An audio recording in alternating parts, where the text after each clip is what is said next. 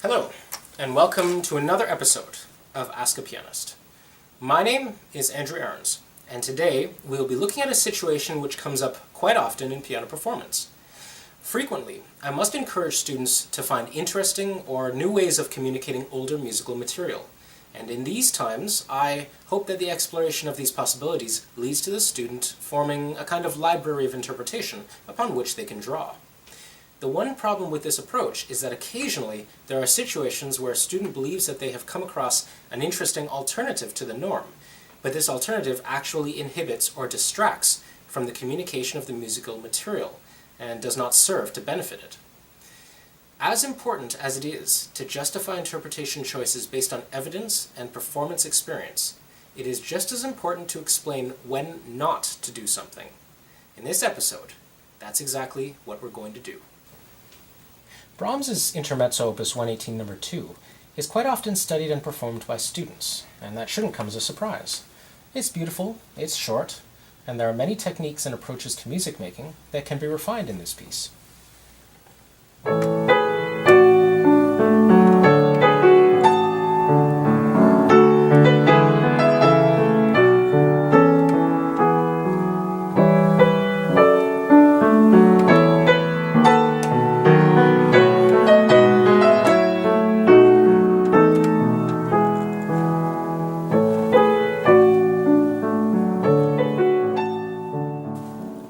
The middle section of this piece presents us with a very different atmosphere to the opening and closing material, and it is this middle part that I'm going to focus on today.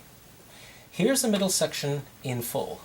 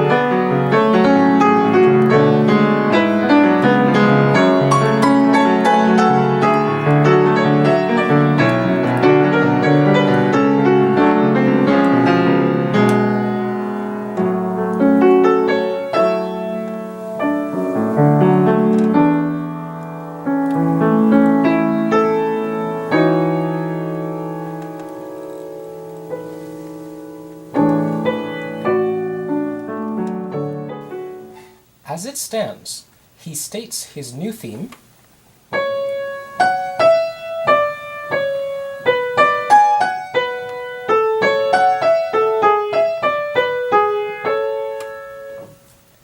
then he repeats it and moves to a chordal version of it, like the middle section of a funeral march.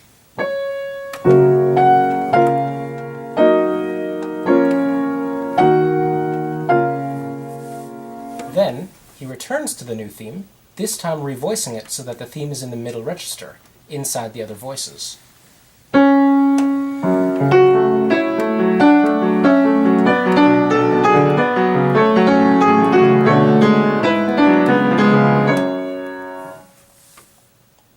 All in all, a beautifully constructed middle section.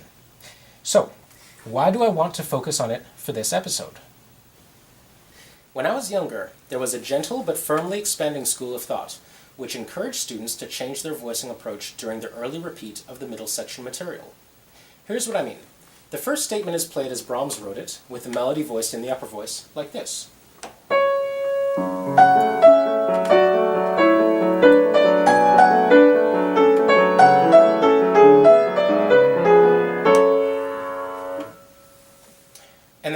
repeat has the melody subordinated to a voice that provides counterpoint, essentially switching things up, like this.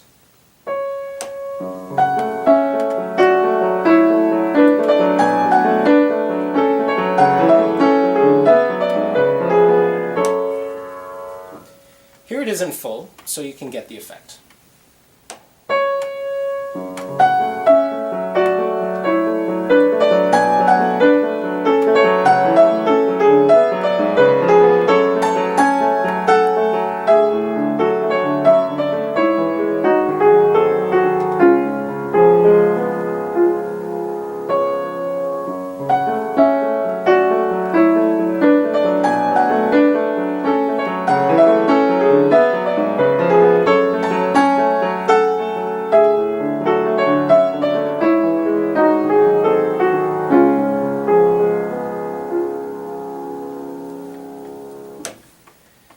To be clear, this voicing is not indicated at all in the score, and to be fair, it's not explicitly forbidden by the score either.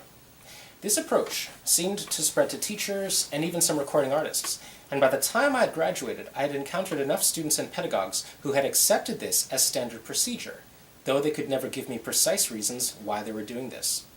There are, in fact, very few reasons to do this, and very many reasons not to. But first I have to talk a little bit about what we do as pianists to make ourselves unique on stage and in recording. Let us not be dishonest about this.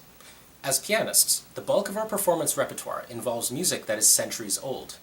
This means that there is quite a lot of material upon which to draw inspiration from, but it also means that it's extremely difficult to be seen as unique from a purely interpretational viewpoint. The musical score will never change, except in rare circumstances where new manuscripts or editorial corrections come to light. For the most part, these pieces are permanent in terms of their composition, and as performers we have really only two options. Play it with the emphasis placed on what the composer wrote, or play it with the emphasis placed on the performer and their own uniqueness. In other words, either I am a conduit for the composer's music, or I am the star of the show, and my ideas about the composer's music are more important than the actual music itself. Given that we have about a century of recorded music that we can listen to and compare our own performances to, we're left with a very difficult choice. In order to be considered different, to stand out, whilst playing very old and very played-out repertoire, we must do things that either haven't been tried before or directly contradict the musical score in order to sound different than all the previous recordings that exist. This is a very dangerous road, obviously. How does this all relate to our piece by Dear Brahms? Well, let's look at the voicing problem from the perspective of someone learning this piece for the first time. We're given a lovely tune.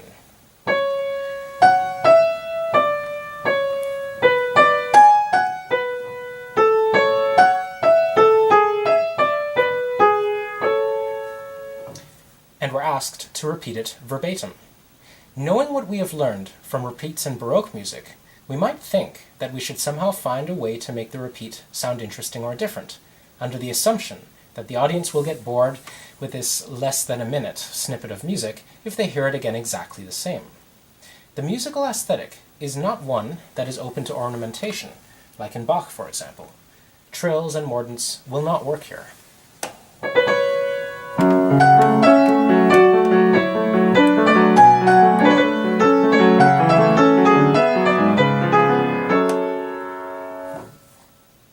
So, how else do we make it sound different?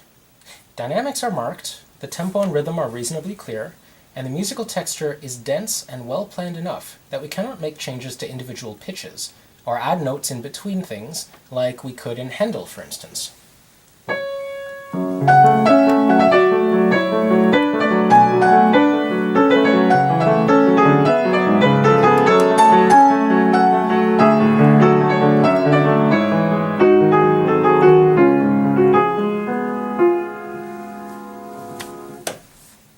There are no obvious vectors upon which we could make a sustained change, at least without sounding obvious and somewhat distasteful. So what can we do? We're quite lucky with this piece, actually. Brahms is a composer that knew his counterpoint strategies very well, and he was able to construct melodies that were occasionally accompanied by other, less complete melodies, in a sense. In this case, the piece could be deconstructed into three separate lines. The melody,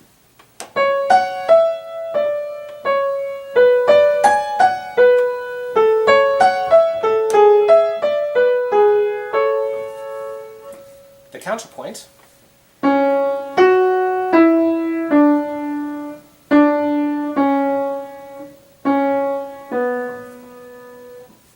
and the accompaniment.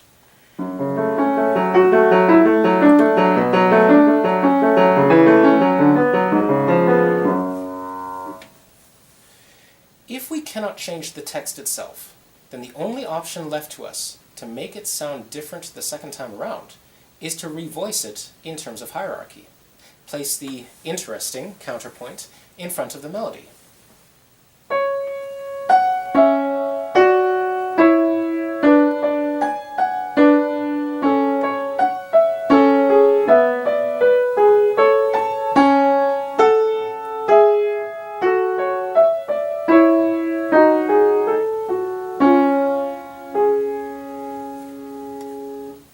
Now, from this particular basis of argumentation, it makes sense. Sadly, it conflicts severely with the material, the texture, and the structure of this piece. The counterpoint, which an eager pianist is happy to sing out on the repeat, is not a melody of any kind. This is easily proven if one plays it without the main melody.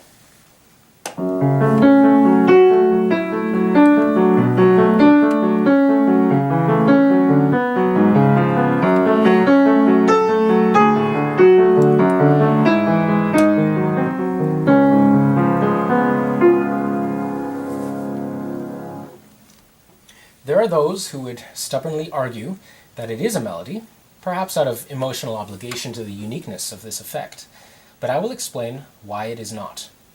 First, melodies tend to be more complex than accompaniments in terms of harmony and gesture. This is neither. The so-called melody can disappear into the accompaniment so easily that if it wasn't indicated by Brahms in the score as a second independent voice, we wouldn't know it existed at all.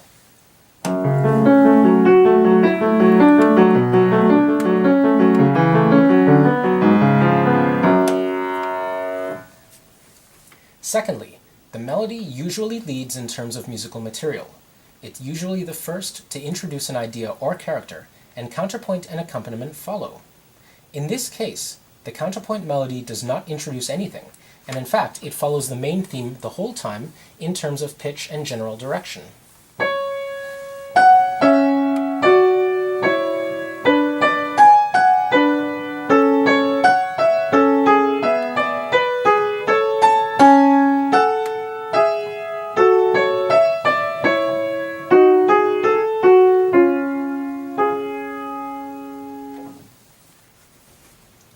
Thirdly, Brahms gives us a clue to his voicing intentions in terms of hierarchy in the last statement of this theme, where he transposes the melody into the middle register and puts the counterpoint into the upper register. Normally on the piano, anything that is in the uppermost register of a musical texture will draw the listener's ear automatically, which means that if played neutrally, the last statement would sound like this.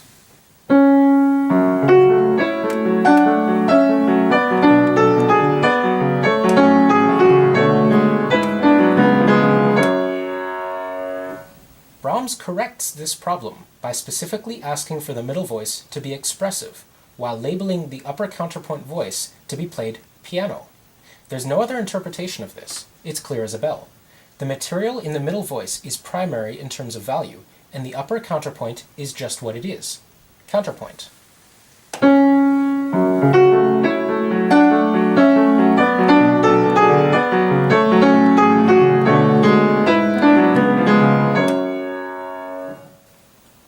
The last and most important aspect for us to consider is that of how we listen to music and how composers think we hear their music. Remember that in Brahms's time, the only way to disseminate music was to perform it live. This meant that the average audience familiarity with pieces was quite different to what it is now. If we look at the way that Brahms structures this piece, it becomes quite clear that he assumed that the middle section melody was being heard by listeners for the first time, or for the first time after having not heard it in years. The note-for-note familiarity that pianists and music enthusiasts have for this music didn't exist at the levels we have now in terms of numbers, and therefore Brahms would have been working on the assumption that a small repeat like this of beautiful material would not be boring to an audience in any way, but actually helpful to them. If listeners hear something that is attractive to them, why not give it to them a second time? But it's more complex than that. Consider the way that humans recognize patterns.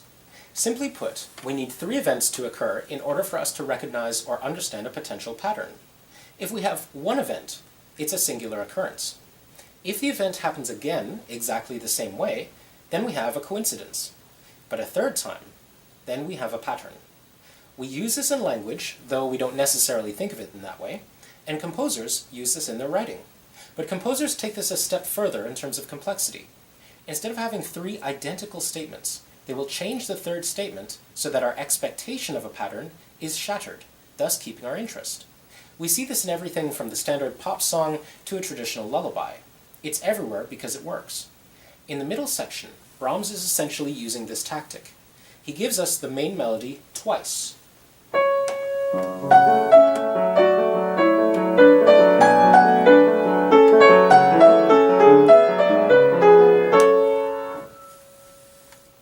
Then he interrupts it with other material.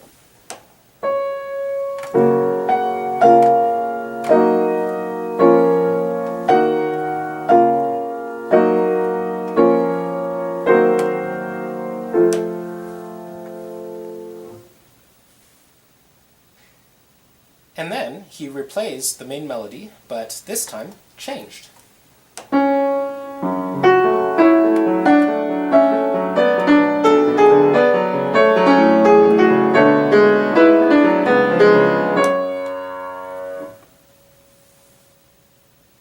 The change that Brahms makes in the final version of the melody, where he revoices it to the middle register, only works if we haven't already broached that possibility.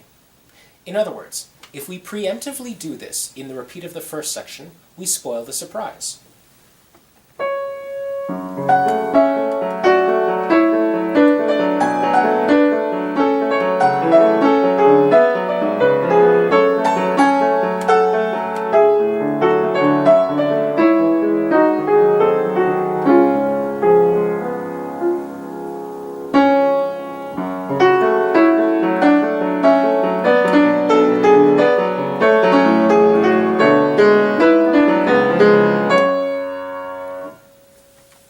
It only works if we keep the voicing as Brahms wrote it the first time, and then the final section sounds totally different.